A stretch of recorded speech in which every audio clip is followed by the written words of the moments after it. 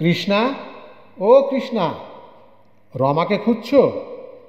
বাবা করুণাময় দাশগুপ্ত, মা ইন্দিরা দেবী থাকতেন বাংলাদেশের পাবনায়। ছোটবেলায় সবাই কৃষ্ণা বলে ডাকত, কিন্তু স্কুলে ভর্তির সময় তার নাম দেওয়া হলো রমা। রমা যে সুন্দরী কিশোরী বয়সেই তা বোঝা গিয়েছিল।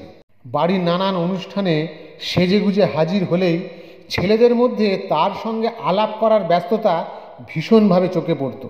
পড়াশোনায় রমা খুব একটা ভালো ছিল না, কিন্তু নাচ গানের প্রতি অস্বাভাবিক ঝোঁক ছিল।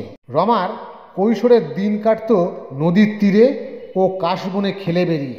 আবার এই গাছ থেকে ওই গাছে উঠে ফল পাড়া একটা নিত্য নৈমিত্তিক ব্যাপার ছিল। ক্লাস 7 থেকে তার সিনেমা দেখার নেশা চেপে বসেছিল। সুযোগ পেলেই ছুটতেন পাবনার অরোরা সিনেমা হলে, যা আজকের নাম বাণী। একেবারে ছোটবেলায় ভীষণ কম কথা বলতেন। যত বড় হয়েছেন স্বভাব পাল্টেছে, বাকপটু হয়েছেন, সেই সঙ্গে শৌখিন ও পরিপাটি হয়েছেন। তার চেহারা হাবভাব বন্ধুদের কাছে এতটাই আকর্ষক ছিল যে রমা যখন ক্লাসের ফাঁকে গল্প করতেন, সেই সময় তার কথা বলার স্টাইল, ঠোঁটের কোণে বাঁকা হাসি, সবই মুগ্ধ হয়ে দেখতেন বন্ধুরা। ক্লাস 9-এ পড়ার সময় রমা একদিন বেঞ্চের ওপরে বসে নানান কথার মধ্যে হঠাৎ বলে ফেলেছিলেন, তোরা দেখিস আমি পৃথিবীতে অমর কীর্তি রেখে যাব।